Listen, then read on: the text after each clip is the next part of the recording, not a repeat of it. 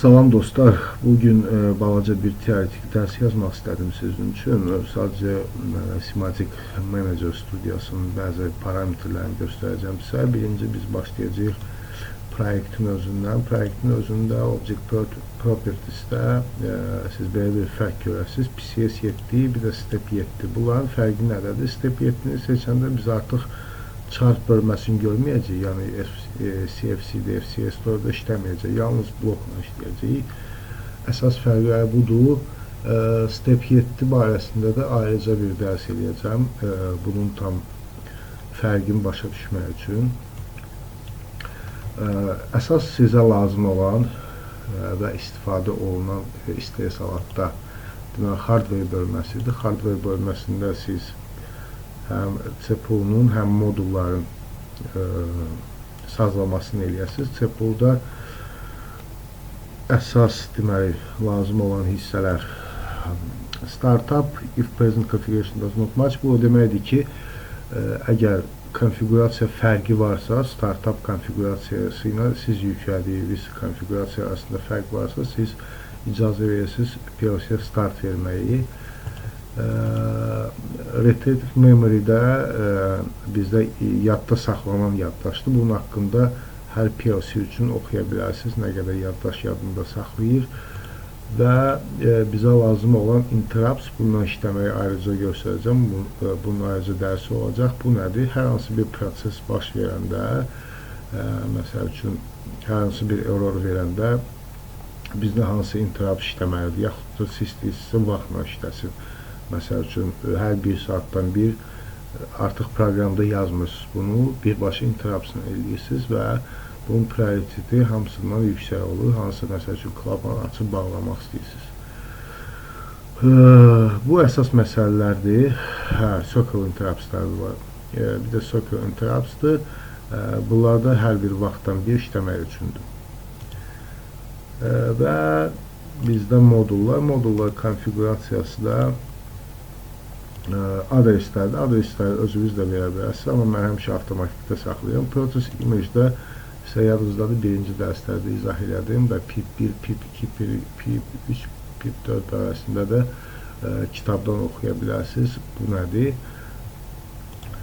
Və belə deyim, PIP daha sürətlidir, bir də asinxron işləyə bilir. Process image partition'dır, yadınızdadırsa ikinci dərsdə, üçüncü dərsdə bunu izah eləmişdim sizə. OB bloklar isə artıq sizdə RAM olan proqramdır, hansı ki PLC-nin əməliyyat yaddaşında işləyir və hər dəfə istənilən vaxtda bu OB onsudakı PIP-a müraciət edir. Ayrıca olaraq, yeni dediyim kimi kitabda olacaq, bunu oxuyarsınız və yadda saxlayarsınız və burada inputlarda dəyişiklik eləyə bilərsiniz, amma dəyişiklik etməmişdən qabaq nəyi bilməlisiniz? Məsəl üçün 4 wire ya 2 wire kabeli qoşmaq üçün hər modulun üstündə belə bir kontakt olur. Bu kontakt çıxır yerindən və siz dəyişərək 4 wire ya 2 wire edə bilərsiniz. Burada baxın, işarə ilə də göstərilib. Bu hissəsində də artıq hansı hərflər yuxarıda olmalıdır və hansı hərf olanda siz nəyi əldə eləyəsiniz göstərilib. Burada daha belə interfeys qalıb. İnterfeysdə sizi dərsdə bizim praktiki dərslərdə izah eləyə girdirik. Onu başa düşmüsünüz artıq. Fikrimcə kim başa düşməyibsə yaza bilər birbaşa. Və network connection, bu da bizim əsas şəbəkənin arxitekturasını göstərir. Hansı modul necə qoşulub, operator stansiyası nətər qoşulub, modullər nətər qoşulub, buradan bilə bilərsiniz. Bir də ki, məsəl üçün sizə nəyi göstərmək istəyərdim. Bunun proyekti yükləyim PLC-nin simülatorun içinə.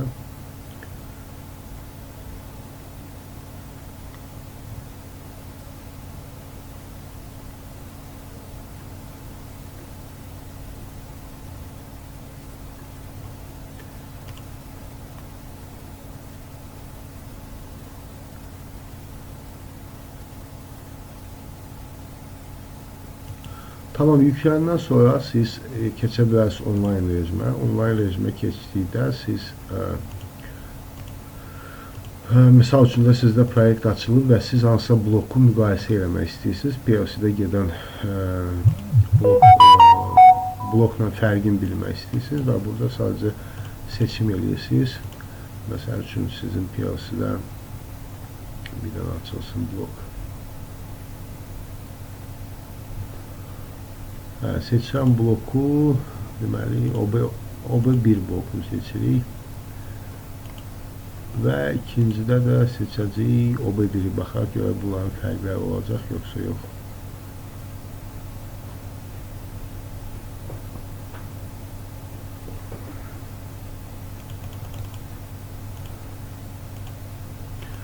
Olmamalıdır, ikisi də eynidir çünki, amma yenə sadəcə göstərmək üçün sizə.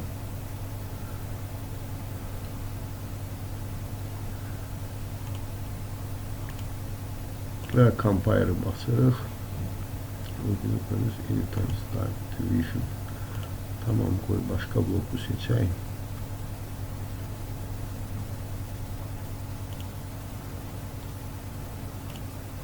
Dostlar, OB72-ni seçdim, compile elədim və compile getdi. Burada details'da baxa bilərsiniz, fərqlər nədədir. Qırmızı hərflə, qırmızı şriftlə özü göstərəcək sizə fərqləri.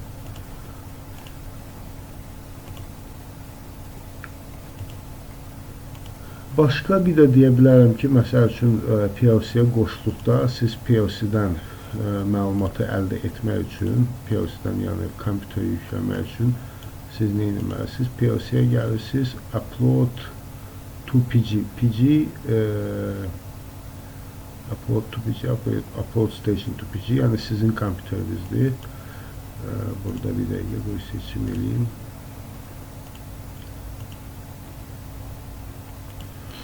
Bəli, seçirsiniz bu əsas proyekti və burada seçirsiniz Upload Station to PG. Və burada stansiyanın IP-si gələcək, hansını istəyirsiniz, onu seçə bilirsiniz və upload edirsiniz, tam olaraq backup götürülürsünüz sistemdən.